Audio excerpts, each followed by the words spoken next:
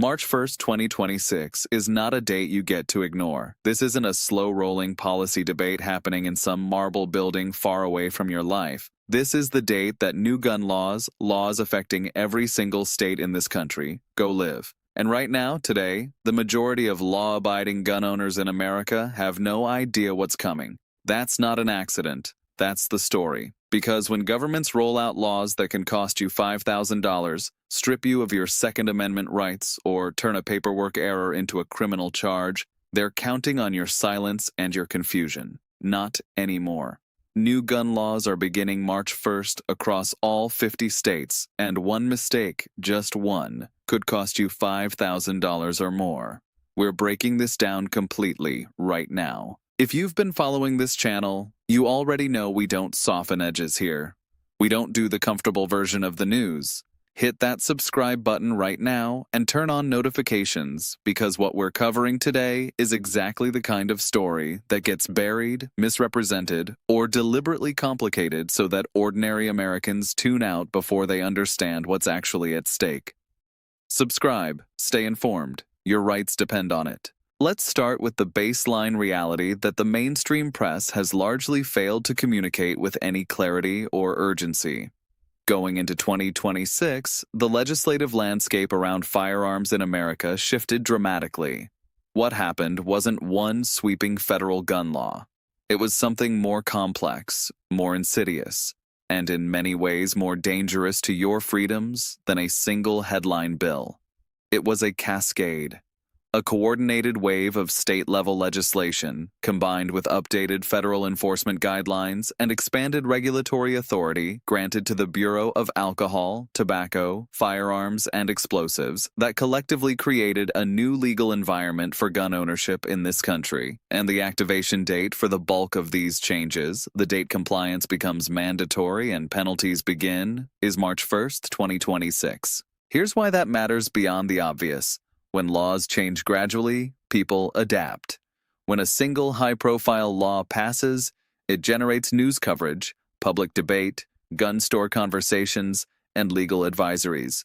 People hear about it. But when dozens of overlapping changes happen across 50 different jurisdictions simultaneously, changes that interact with each other, that contradict each other in some cases, that create compliance nightmares for anyone who owns a firearm in more than one context, the average American gun owner doesn't just fall behind. They fall off a cliff they didn't know was there. That's what's happening right now. And the silence around it is deafening. The changes span several categories. Background check requirements have been expanded in a significant number of states to include private sales and transfers that were previously unregulated at the state level. What this means practically is that if you sell a firearm to your neighbor, your cousin, someone you've known for 20 years, in many states as of March 1st, that transaction now requires going through a federally licensed dealer, running a background check, and generating paperwork. In some states, failure to comply with this requirement isn't a misdemeanor. It's a felony. Not a fine, a felony. The kind of charge that follows you for the rest of your life, strips you of your right to own firearms permanently, and can cost you your job, your security clearance, your professional license, all because you sold a rifle to a friend without knowing the law changed. Storage requirements represent another massive shift. Several states have enacted mandatory safe storage laws that go into effect this spring, and the penalties attached to violations of those laws are substantial. We're talking about laws that require firearms to be stored in a locked container or with a trigger lock when not in immediate use. And the definition of immediate use is narrow in a way that will surprise most gun owners.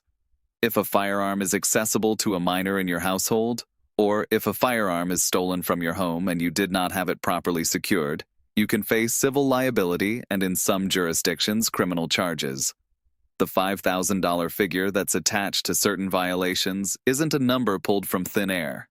It's the civil penalty floor in specific states for storage violations that result in access by an unauthorized person. And that floor can go much, much higher, depending on circumstances. What makes all of this more complicated, and frankly more alarming, is the interaction between state and federal law. Federal law already requires licensed dealers to conduct background checks. What's new is the expansion of who counts as effectively operating as a dealer. The ATF updated its definition of engaged in the business of dealing firearms under regulations tied to the Bipartisan Safer Communities Act, and those updated definitions are now being actively enforced. If you sell more than a handful of guns in a calendar year, even from your personal collection, even at a loss, you may now be required to obtain a federal firearms license. Failure to do so exposes you to federal charges. Not state charges, federal. The distinction matters enormously when you're talking about penalties and prosecution resources. Now let's talk about that $5,000 number specifically, because it's not just a single penalty attached to a single offense. It's a threshold that appears in multiple places across multiple states' new regulatory frameworks, and understanding the triggers is critical for any gun owner who wants to stay on the right side of the law starting March 1st. The $5,000 can come from several directions, and in some cases these penalties can stack, meaning a single incident can generate multiple violations at the $5,000 level simultaneously. In states with new universal background check requirements, the civil penalty for conducting an unlicensed transfer, a private sale without going through the proper channel, starts at $5,000 per transaction in some jurisdictions. That's per transaction. If you sold 3 guns at a gun show without following the new protocol, you're looking at $15,000 in civil exposure before anyone even considers criminal charges. This isn't theoretical. State attorneys general in several jurisdictions have already announced enforcement priorities for 2026, and private firearms transfers are explicitly on the list.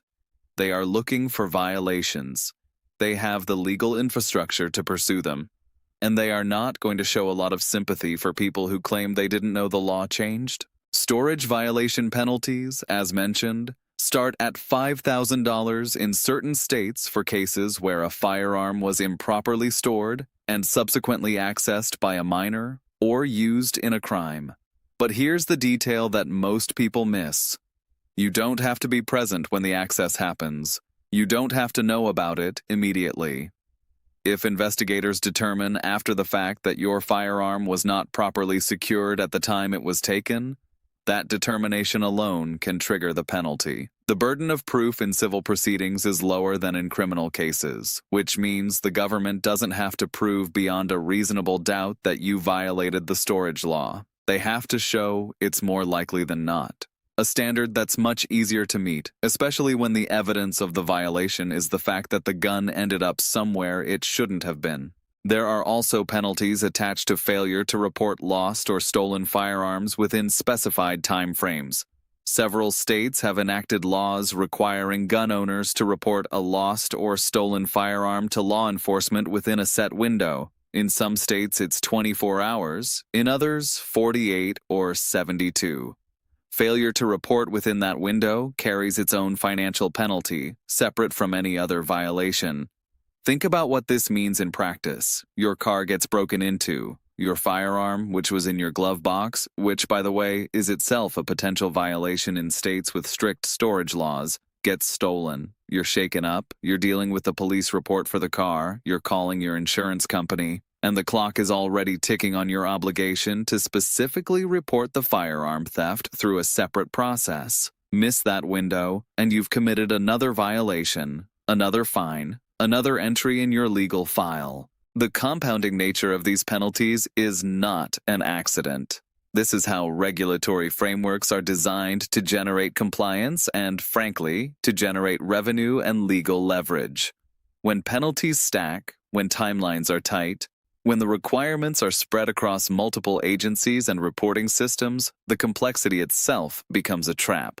Law-abiding citizens who are genuinely trying to comply get caught in procedural snares, while the people these laws were ostensibly written to stop, violent criminals, traffickers, people who've never engaged with the legal firearms market, continue doing exactly what they were doing before. The state-by-state patchwork is where this story gets both more complicated and more infuriating, because the lack of uniformity in these new laws creates a burden that falls almost exclusively on responsible legal gun owners, particularly those who travel, those who live near state borders, and those who own firearms for professional or recreational purposes that take them across jurisdictions regularly. What's legal in one state as of March 1st, 2026 may be a criminal offense across the state line, and the margin for error is razor thin. Take magazine capacity restrictions. Several states have long had limits on magazine capacity, California, New York, New Jersey, Massachusetts among them. But 2026 has brought new states into this category, while simultaneously the legal status of previously grandfathered magazines has changed in some jurisdictions. What this means is that a magazine you legally purchased years ago that you've owned without incident may now be subject to new rules about transport, storage, or possession depending on where you are. The grandfather provisions in some of these new laws are narrow and have specific documentation requirements. If you can't prove when you acquired the magazine, and most people can't because who keeps receipts for magazines they bought 5 years ago, the grandfather protection may not apply to you in practice, even if it applies to you on paper. Suppressor ownership is another area where the legal landscape has shifted in ways that are not being widely reported. Federal law has always regulated suppressors through the National Firearms Act, requiring registration, a tax stamp, and a lengthy approval process. But state-level treatment of suppressors varies enormously, and several states have updated their suppressor laws in ways that interact with federal law in legally complex ways. If you own a suppressor and you travel between states, you need to know, specifically, precisely, not approximately, what the current law is in every jurisdiction you pass through. Not what it was last year, not what someone at the gun store told you, what it is right now, as of March 2026. The issue of reciprocity, or more accurately, the increasing erosion of reciprocity, is perhaps the single most significant practical concern for concealed carry permit holders. For years, concealed carry permit holders in this country operated under a patchwork system where many states honored permits issued by other states. That system was never perfect, but it provided a workable framework for law-abiding citizens who carry for personal protection to travel without becoming inadvertent criminals. That framework is fracturing. Several states have updated their reciprocity agreements, terminated agreements that were previously in place, or added new conditions to reciprocity recognition that weren't there before. If you hold a concealed carry permit and you travel across state lines, the legal status of your carry may have changed as of March 1st without you ever receiving any notification. Nobody sent you a letter? Nobody updated your permit automatically? Nobody called? The responsibility falls entirely on you to know the current state of reciprocity agreements for your permit in every state you might enter. And if you don't know, and you're carrying, and you get stopped, you're facing charges in a jurisdiction where you thought you were legal. Let's talk about who's enforcing all of this, because the enforcement picture is as important as the laws themselves. And it's a picture that should concern every American who believes in limited government, Fourth Amendment protections, and the principle that law enforcement resources should be directed at actual threats rather than paperwork violations by otherwise law-abiding citizens. The ATF has received additional funding and staffing allocations that have allowed it to expand its inspection and audit activities. Licensed dealers are being inspected at higher rates than in previous years. Trace requests, when law enforcement asks the ATF to trace the origin of a firearm used in a crime, are being processed and followed up on more aggressively than before. This in itself isn't controversial. Nobody wants crime guns going untraceable.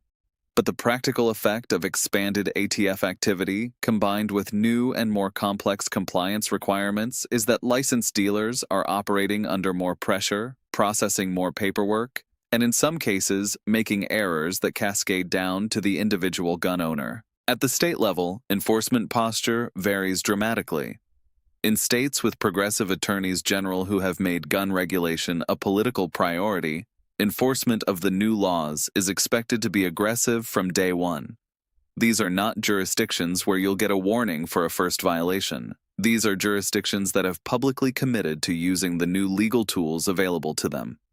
On the other end of the spectrum, some states with more conservative political leadership have explicitly directed their law enforcement agencies to deprioritize enforcement of certain new federal regulations, a position that sounds protective of gun owners, but that creates its own legal uncertainty because federal law still applies regardless of what a state attorney general says. The conflict between federal and state enforcement priorities is becoming a genuine constitutional flashpoint. We have sheriffs in certain counties publicly declaring that they will not enforce specific gun laws they consider unconstitutional. We have federal prosecutors in certain districts pursuing cases that state authorities have declined to touch. We have a legal landscape where the same act can result in prosecution or in no consequence depending entirely on your zip code and which law enforcement agency happens to be paying attention. This is not a functioning legal system. This is a system in crisis, and the people caught in the middle are ordinary gun owners trying to navigate it in good faith. You deserve to know who built this legal environment and why. The policy changes taking effect in March 2026 didn't emerge from a vacuum. They are the product of years of coordinated legislative strategy, funded by a specific set of advocacy organizations and their donors, advanced through state legislatures in carefully selected jurisdictions to build precedent and momentum, and timed to coincide with a political moment when the conditions for pushing these changes through were most favorable.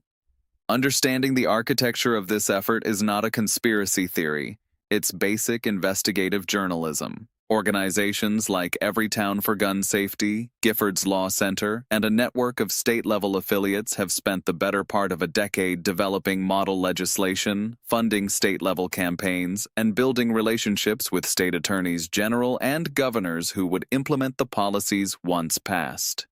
This isn't secret. These organizations publish their strategies. They celebrate their legislative wins publicly. The funding trail, from major Democratic donors, from foundations associated with Michael Bloomberg and others, is documented in public filings. The question isn't whether this coordinated effort exists. The question is whether the media has done its job explaining to the American public how it works and what it has produced. The timing of March 2026 is also not random. 2026 is a midterm election year. The political calculus of activating major gun regulations in the months before midterm elections, when turnout is driven by motivated single-issue voters, is something both sides of this debate understand very well. For advocates of stricter gun laws, activating regulations in early 2026 accomplishes two things.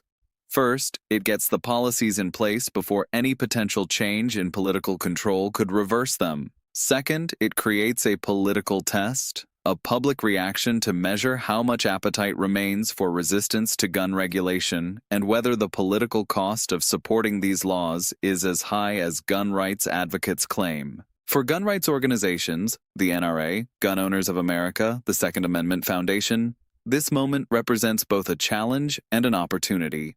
The challenge is obvious. The legal landscape has shifted significantly, and the resources required to challenge every new law in every jurisdiction simultaneously are enormous. The opportunity is that this consolidation of regulatory change into a single activation moment creates a clear, communicable narrative for mobilizing their membership. March 1st, 2026 is a date they can point to, a moment they can organize around, a fundraising and mobilization trigger of the first order. Both sides, in other words, have political incentives around this moment that don't necessarily align with giving ordinary gun owners clear, accurate, practical information about what the laws actually require. That's the gap this kind of reporting exists to fill. This is the midpoint of our breakdown, and if you're watching this and you feel like you've been flying blind on these changes, like nobody told you this was coming, that's because the system worked exactly as designed. Share this video right now.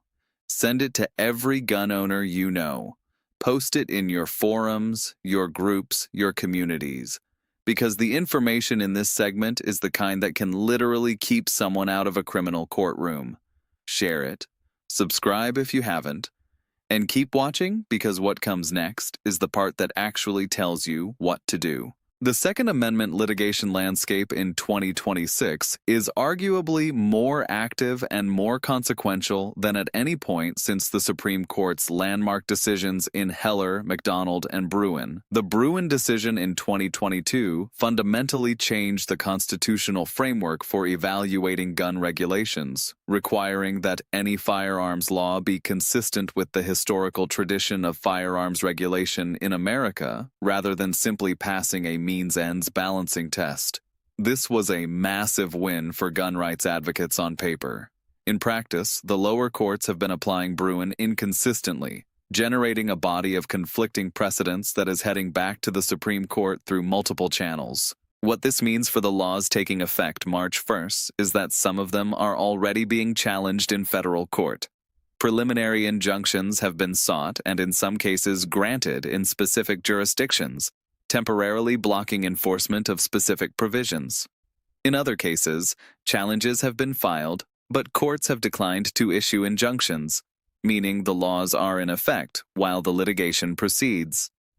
The legal status of any given regulation depends on where you are, what court circuit you're in, and what stage of litigation the specific challenge has reached. This is not a situation where you can assume that because something is legally contested, it isn't being enforced. Courts take months and years to resolve constitutional questions. Enforcement starts on day one. The Supreme Court's future calendar matters here enormously. There are multiple cases currently working through the appellate courts that could produce circuit splits, situations where different federal circuits have reached opposite conclusions about the constitutionality of the same type of law. When circuit splits develop, the Supreme Court typically steps in to resolve them. The questions being litigated right now about universal background checks, about magazine restrictions, about storage requirements, about suppressor regulations, are the questions that are going to be on the Supreme Court's docket in the next 2 to 4 years. The decisions that result will set the framework for gun law in America for a generation. In the meantime, gun owners are living in the gap between constitutional principles and on-the-ground enforcement. The Constitution may ultimately protect you. The court system may ultimately vindicate your rights. But that vindication comes after years of litigation, legal fees that most Americans cannot afford, and in some cases after criminal charges have already been filed and lives have already been disrupted. The law as it exists today, on the ground, in your state, for your specific firearms and circumstances, that's what you need to know right now. Here's what you need to do. Not next week. Not after you finish watching. Right now, starting today, before March 1. This is the practical section, and it's the most important part of everything we've covered. The first thing you need to do is find out specifically what has changed in your state. Not in general terms, not based on what you heard from someone at the range. Go to your state's official legislative website or to the website of your state attorney general and look for the text of any firearms legislation that was enacted in 2024 or 2025 with an effective date in 2026. Read it.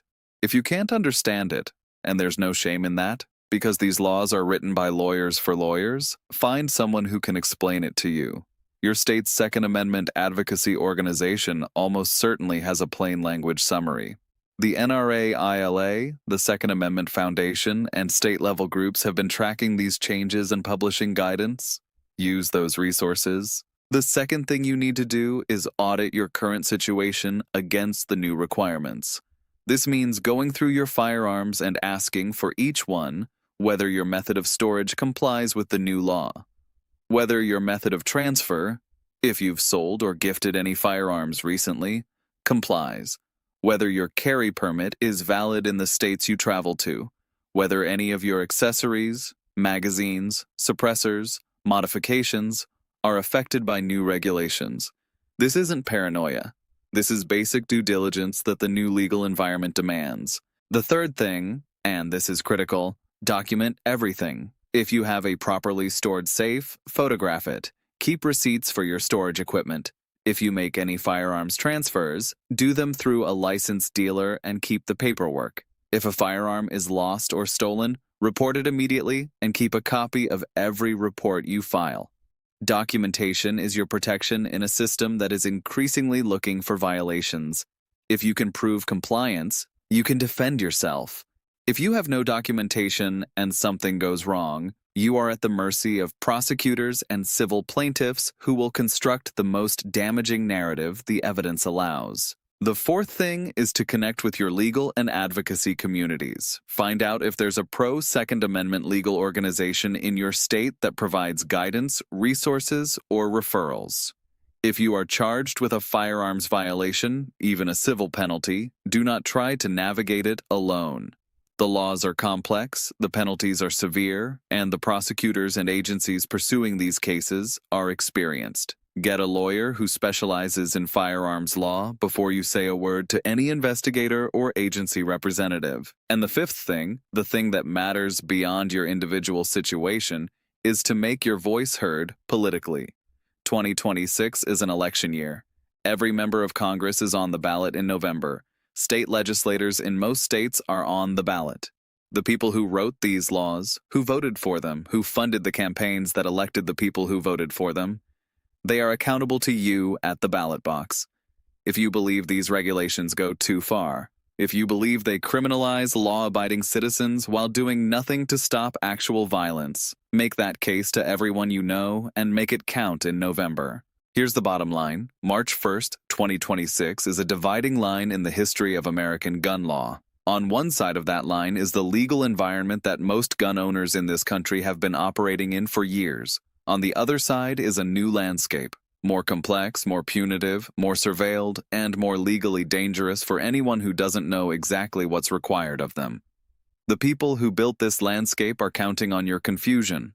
They're counting on the complexity to work in their favor, catching honest people in technical violations, while the actual criminals they claim to be targeting continue to operate completely outside any regulatory framework. That's not justice. That's not public safety. That's governance by trap. The $5,000 penalty is real. The criminal exposure is real. The patchwork of 50 different state regimes is real. And the political machine that produced all of this, funded by billionaires, advanced by advocacy organizations, and implemented by officials who face no personal consequences for the laws they impose on you, that's real too. None of this is going to change because it's unfair. It's going to change because people who understand what's happening refuse to stay quiet about it. That's why this channel exists. That's why this video exists. Not to generate outrage for clicks, not to perform activism, but to give you the information you need to protect yourself, to understand the forces shaping the world you're living in, and to make informed decisions about how you respond. This is what journalism is supposed to do. This is what it used to do before it got comfortable and compliant and more interested in access than in truth. If this video gave you something you needed, information, context, clarity, then do 3 things right now. Subscribe to this channel so you don't miss the next one. Leave a comment below telling us what you want covered next, what's happening in your state, what questions you still have. And share this video with every gun owner you know, because the information here is the kind that makes a real difference in real lives. The clock is running. March 1 is here. Know your rights. Know your obligations, and don't let them catch you unprepared.